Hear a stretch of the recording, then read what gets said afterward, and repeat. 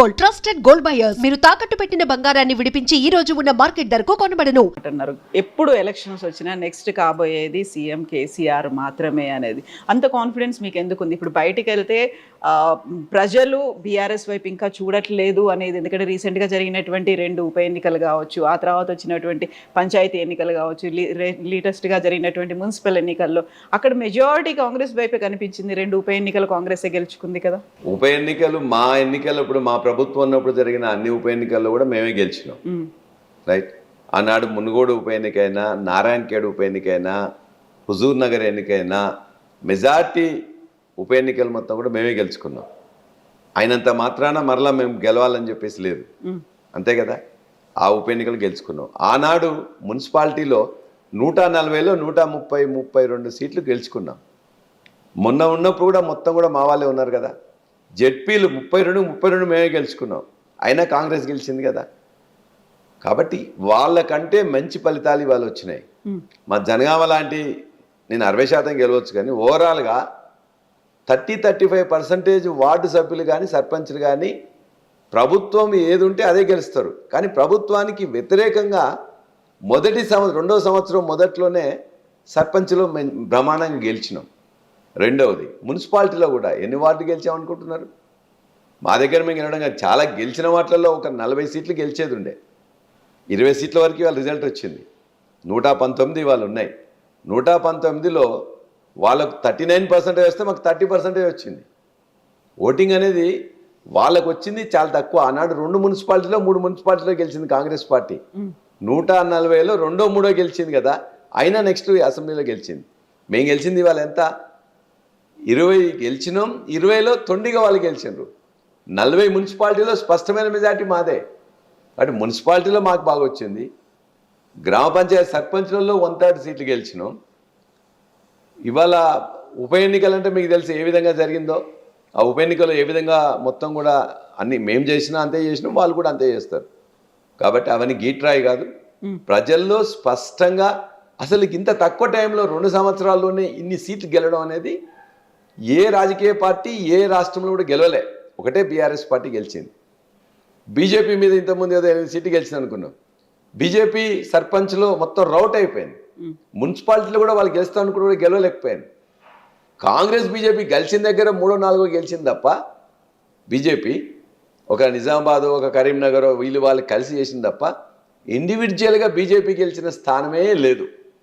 కాబట్టి ఈ రాజకీయాల ద్వారా 2 తెలిసినాయి.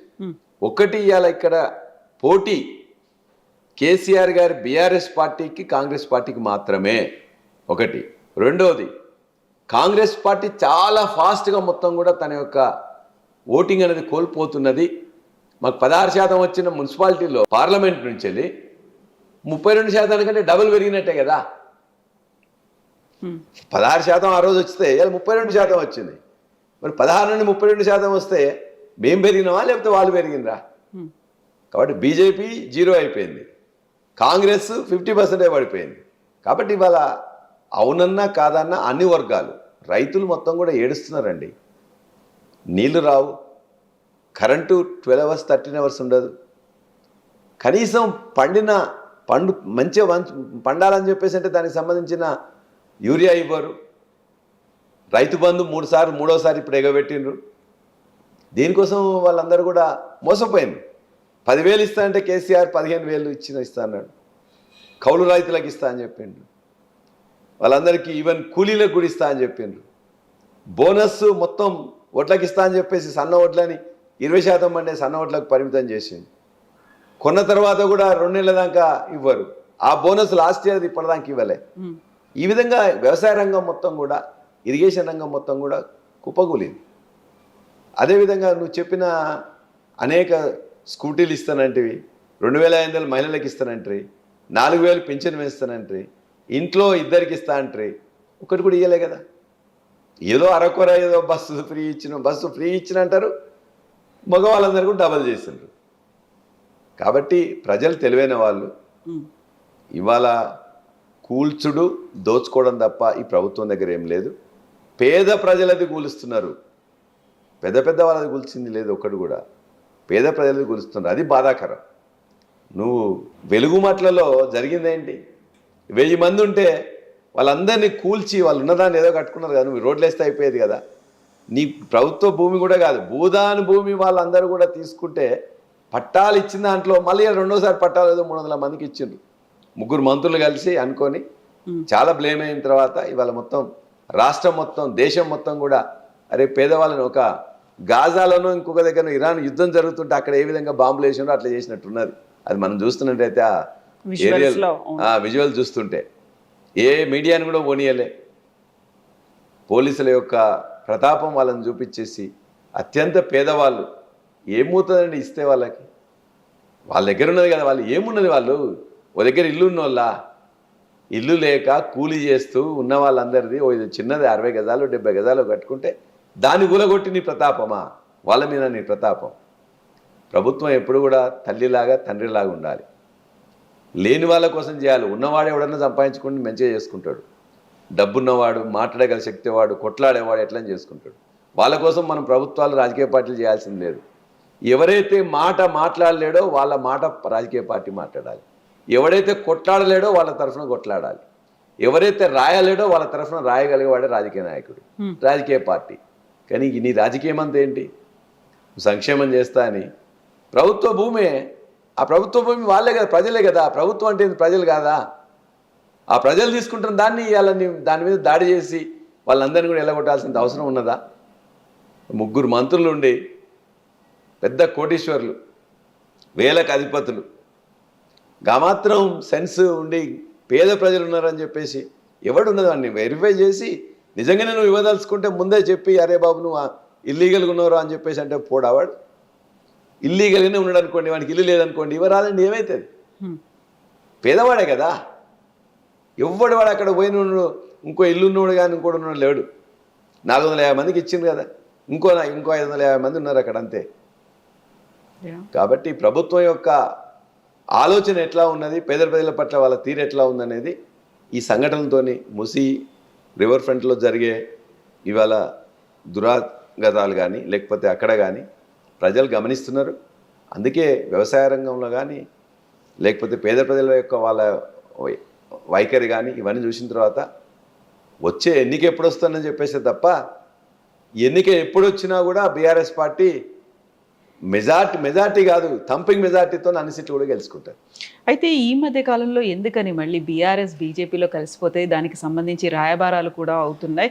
ఇక కొద్ది కాలం మాత్రమే బీఆర్ఎస్గా ఉంటుంది, ఆ తర్వాత అంతా బీజేపీ వైపే వెళ్ళిపోతుంది అనేటువంటి వార్తలు ఎందుకు వస్తున్నాయి? ఒక 1 వీక్ బ్యాక్ కూడా చూసాను నేను. అలా సర్పంచ్ ఎన్నికల ముందు అదే చెప్పారు, అయిందా? కాలే. మున్సిపాలిటీ ఎన్నికల్లో కూడా చెప్పారు, అయిందా? కాలే.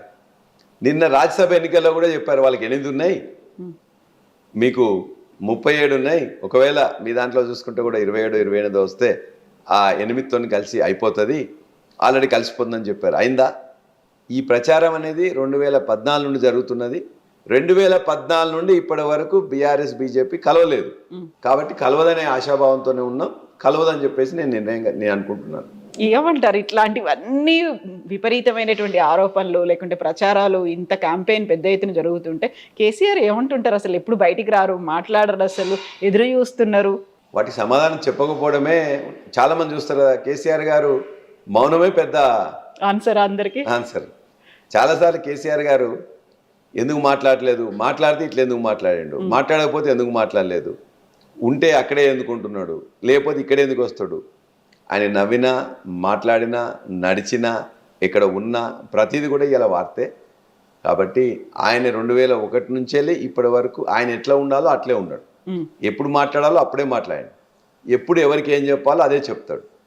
నేను చూసిన గత 12 సంవత్సరాల నుంచి వెళ్ళి అట్లే ఉన్నాడు, 2001 నుండి కూడా అట్లే ఉన్నాడు, భవిష్యత్తులో కూడా అట్లే ఉంటాడు. ఎప్పుడు లేటెస్ట్గా మీరు కలిసింది కేసీఆర్ని? ఈ మధ్య కాలంలో ఎలక్షన్ల తర్వాత కలిసినాం. ఓకే, ఎలక్షన్ తర్వాత కలిసినాం, మాట్లాడినాం, మొత్తం కూడా ఉంది అన్ని విషయాలు కూడా. ఎప్పటికి కూడా అవసరం ఉంటే వారు ఫోన్ చేస్తారు, మాట్లాడతారు. ఏమంటారు ఆయన? ఖచ్చితంగా ఉన్న విషయాలన్నీ కూడా వారికి కూడా తెలుస్తుంటాయి కాబట్టి, సోషల్ మీడియా కూడా రెగ్యులర్ చూస్తుంటారు కాబట్టి బ్రహ్మాండంగా ఉన్నది. మనం చేసిన దాన్ని వాళ్ళు కోల్పోయింది వాళ్ళు ఖచ్చితంగా భావిస్తున్నారు. కేసీఆర్ ఉన్నప్పుడు ఏం మంచి జరిగింది, కేసీఆర్ యాబ్సెన్స్లో ఏం జరిగింది, ఏ విధంగా ఆశపడి మోసపోయినాం అని చెప్పేసి ప్రజలు భావిస్తున్నారు. వారి యొక్క చాలామంది మాట్లాడే మాటలు ఏవైతే ఉంటాయో పార్టీగా మేము మాట్లాడచ్చు, మేము కాదు, కార్యకర్తలుగా మాట్లాడచ్చు, అది కాదు. మామూలు వాళ్ళు, ఒక రిటైర్డ్ ఎంప్లాయీ ఏం మాట్లాడుతుండు, ఒక ఎంప్లాయీ ఏం మాట్లాడుతుండు, ఒక రైతు ఏం మాట్లాడుతుండు, ఒక ముసలి అవ్వ ఏం మాట్లాడుతున్నారు, ఇవన్నీ సార్ బాగా గమనిస్తాడు. అవి మాట్లాడి చెప్తాడు, ఇగో మీ ఊర్లో ఇక్కడే వీళ్ళు ఈ విధంగా మాట్లాడిండ్రు, అది రైట్ వాళ్ళ యొక్క ఎక్స్ప్రెషన్. కాబట్టి ఈ ప్రభుత్వానికి ఒక్క ఇల్లు కట్టలే 2 సంవత్సరాల నుంచి వెళ్ళి, 2 సంవత్సరాల నుంచి ఒక ఇల్లు కట్టలే. ఈ 2 సంవత్సరాల నుంచి వెళ్ళి అప్పులు చేసిండ్రు, అది చేసిండ్రు, ఇది చేసిండ్రు అని చెప్పేసి తప్పుడు మాటలు మాట్లాడుతూ ఇవాళ తప్పుకోవాలని చూస్తున్నది. వాళ్ళు ఇచ్చిన హామీలు ఏదైతే ఉన్నాయో 6 గ్యారంటీలు, 420 హామీలు, వాటిని చేయలేకుండా తప్పించుకోవడానికి అని చెప్పి అప్పులైన చెప్పేసి తప్పుడు సమాచారం ఇస్తుంది. కాబట్టి ఆ తప్పుడు సమాచారం ఎన్ని రోజులు ఉంటుంది? 1 year, 2 years, 3 years. నువ్వు నాకు చేసినవా లేదా అని చెప్పేసి అడుగుతున్న వాడు. నువ్వు ఎట్లా చేస్తావు అని చెప్పేసి ఎన్ని రోజులు చెప్తారు, వాళ్ళ కార్యకర్తలు చెప్తారు అప్పయిందని. బట్ జనానికి అవన్నీ కాదు, అప్పయిందా తప్పైందా కాదు, నాకు నువ్వు అన్నది ఇచ్చినవా లేదా, అదే ఇంపార్టెంట్. నువ్వు ఇస్తే నమ్ముతాడు, ఇవ్వకపోతే నమ్మడు. ఇది వెరీ క్లియర్. వాళ్ళు ఏమి చేయలేరు, 2 సంవత్సరాల నుంచి ప్రజలకు ఇచ్చిన హామీలు ఒకటి కూడా నెరవేర్చలే. కాబట్టి ఇలా ప్రజల్లో తిరస్కార భావన ఉన్నది.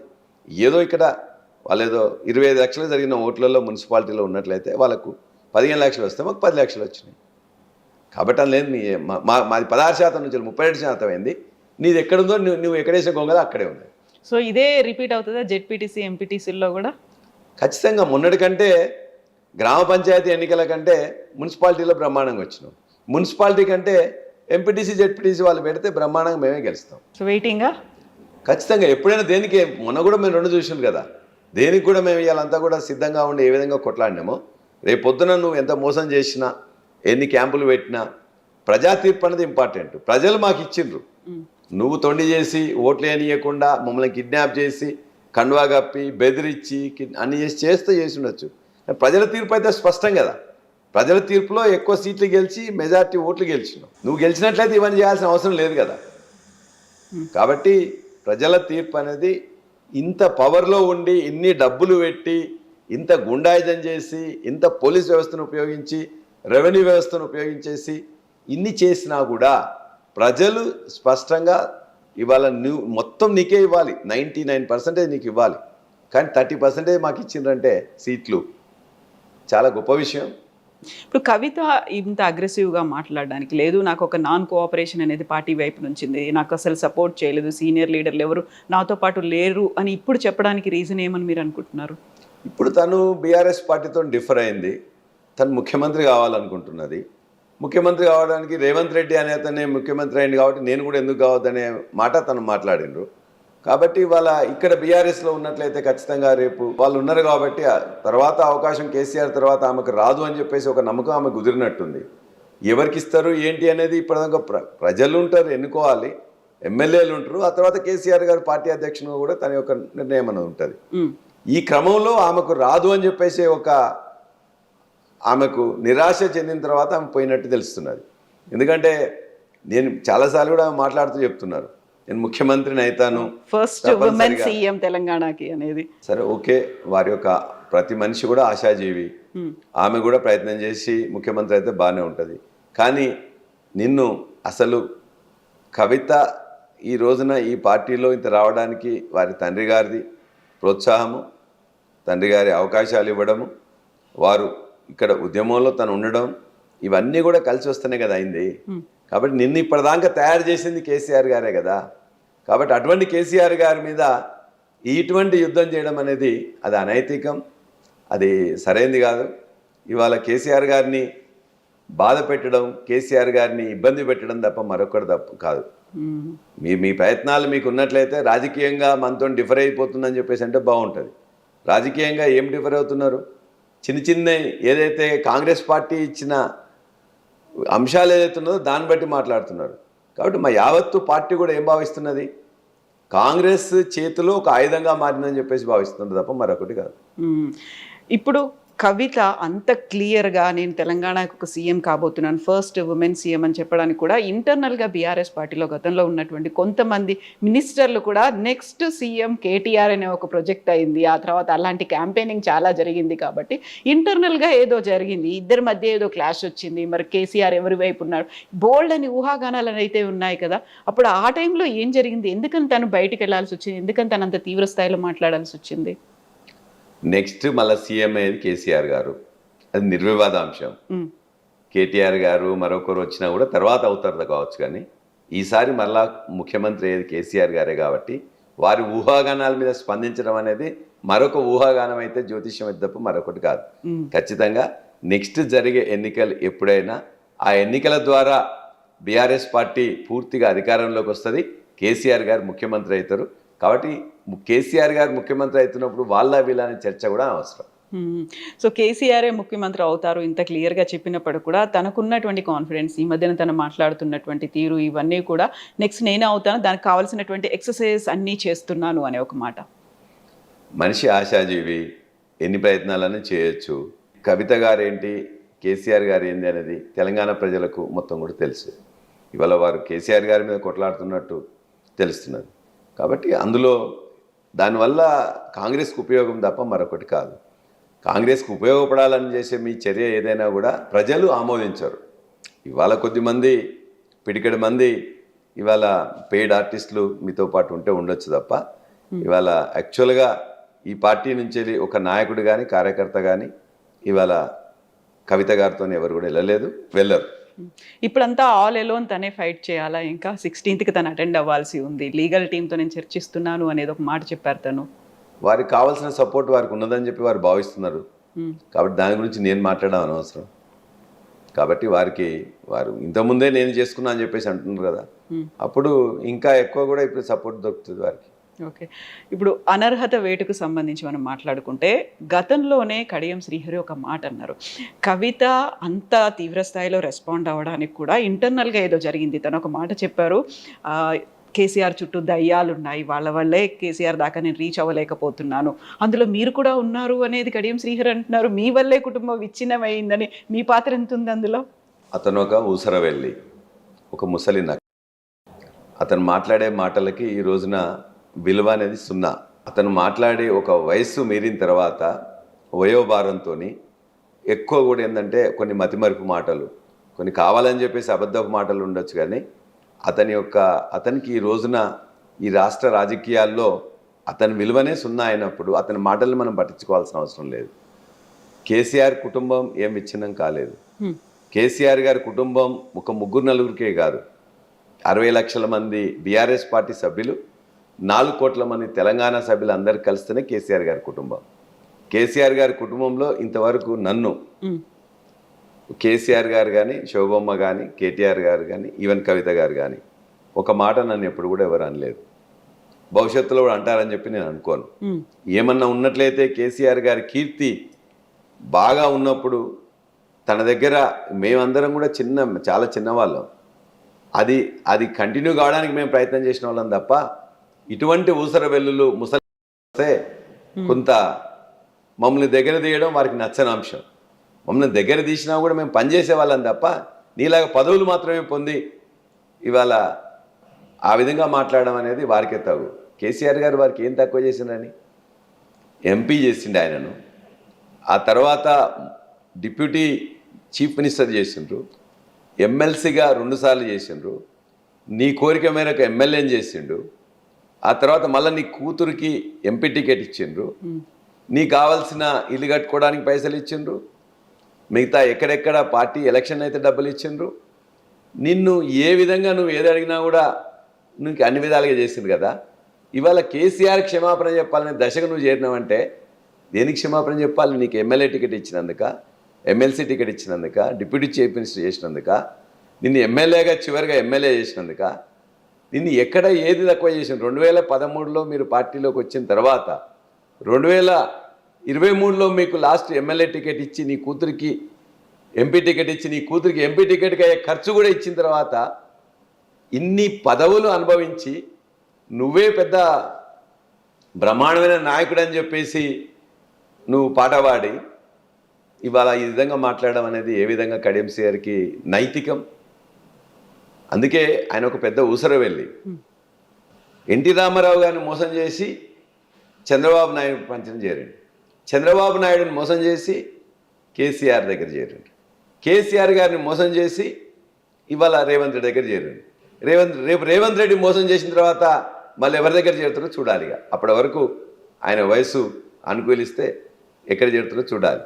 కాబట్టి మోసం అనేది ఆయన నైజం, మోసం అనేది ఆయన యొక్క బ్లడ్లో ఉన్నది. కాబట్టి ఇవాళ ఏదో కొన్ని అవకాశాలు వస్తే పార్టీతో గెలిచింది తప్ప ఆయన వ్యక్తిగతంగా గెలిచింది కాదు. పార్టీతోని అలా టికెట్ ఇచ్చిన తర్వాత మాలాంటి వాళ్ళు, మా కాన్స్టిట్యున్సీ అది, మేము, మా అమ్మ, మా భార్య, మా పిల్లలు కూడా మేము ఆయనకు ఓటేయడానికి కోసం తిరిగి ఊర్లో తిరిగి చేసిన వాళ్ళం. కాబట్టి మాకు హక్కు ఉన్నది. మా పార్టీ బీఫామ్ ఇచ్చింది, మా కుటుంబ సభ్యులు కూడా మీకు ఓటేసినాం, నీకు గెలవాలని చెప్పేసి ప్రయత్నం చేసి తిరిగినాం. కాబట్టి నువ్వు మాట్లాడే ప్రతి మాట కూడా తప్పుడు మాటలు మాట్లాడుతున్నావు. నీకు ఇప్పటికీ సిగ్గు ఉంటే, లజ్జ ఉంటే, నువ్వు ఒక రాజకీయ నాయకునిగా నువ్వు ఒకవేళ అన్నం తింటే ఇవాళ రాజీనామా చేసి కేసీఆర్ గారికి క్షమాపణ చెప్పి, కేటీఆర్ గారికి క్షమాపణ చెప్పి రాజీనామా చేసి, నిజంగానే నీకు రాజకీయాల్లో నీకు నమ్మకం ఉంటే, నీకు ఓటేసిన ప్రజలు నన్ను చూసి చేసినని చెప్పి నమ్మకం నీకుంటే ఇవాళ రా, పోటీ చేయి. గెలిచిన తర్వాత నువ్వు గెలిస్తే మీరు నోరు మూసుకుంటావు. నువ్వు రాజీనామా చేసేంత వరకు కూడా నీ మీద దాడి ఈ విధంగానే ఖచ్చితంగా మేమందరం కూడా మాట్లాడుతూనే ఉంటాం. నేను రాజీనామా చేయని కోరుతూనే ఉంటాం. నీ ఊసరవెల్లి శకల్ని మొత్తం కూడా పబ్లిక్ ముందు పెడతాం, ఖచ్చితంగా మాట్లాడతాం. మీరు ప్రతిసారి పదే పదే ఆయన్ని రాజీనామా చేయమంటుంటే వెరీ రీసెంట్గా ఆయన చేసినటువంటి మాట, ఫస్ట్ ఫిరాయింపుల్ని ప్రోత్సహించిందే కేసీఆర్ కదా, ఆయన క్షమాపణలు చెప్తే నేను రాజీనామా చేస్తానని. కేసీఆర్ రెడీ ఉన్నారా క్షమాపణ చెప్పడానికి? ఇదే కడియం సీఆర్ ఇంతకుముందు మాట్లాడిన అన్నీ కూడా మళ్ళీ టీవీలోకి వెళ్ళి లేకపోతే పేపర్లో చూసుకోమని చెప్పింది. ఏనాడు కూడా కేసీఆర్ గారు వేరే పార్టీ నుంచి మన దగ్గరికి వచ్చినప్పుడు తీసుకునే క్రమంలో వాళ్ళు పదవిలో లేకపోతే మామూలుగా తీసుకున్నాం. పదవిలో ఉంటే ఎమ్మెల్యేలుగా టీడీపీ పార్టీ కానీ కాంగ్రెస్ పార్టీ కానీ 2/3 మెజార్టీతో మెర్జ్ అయ్యారు. బీఎస్పీ కూడా 2 మెంబర్స్ ఉంటే, ఐక్యరెడ్డి గారు, కోనప్ప గారు ఉంటే మెర్జ్ అయ్యారు. కాంగ్రెస్ పార్టీ కూడా 2/3 ఉంటే మెర్జ్ అయింది. టీడీపీ కూడా 2/3 ఉంటే మెర్జ్ అయింది. Merger is acceptable, legally right act. అంతే తప్ప కానీ పిచ్చి మాటలు మాట్లాడుతున్నారు. And for more videos, Please subscribe to iDream. Please subscribe to iDream. Please subscribe iDream. And please subscribe to iDream. For more videos, subscribe to iDream. please like, share and subscribe to the channel. Congratulations, iDream. Subscribe to iDream. Subscribe to iDream. So subscribe to iDream Media. iDream ki iDream team andarki huge congratulations. Please subscribe iDream Media. Please subscribe to iDream. Subscribe iDream. Please subscribe to iDream. iDream అంటే నా కళల ఛానల్ను subscribe చేసుకున్న నోరు తిరుగుతలేదు, మీరైతే గంట గుర్తు కొట్టండి. For more such videos, please subscribe to iDream. Subscribe to iDream. Please subscribe to iDream. Please subscribe iDream Media. Please do subscribe to iDream. Please subscribe to iDream Media. For best entertainment and information, please subscribe iDream. And don't forget to subscribe to iDream.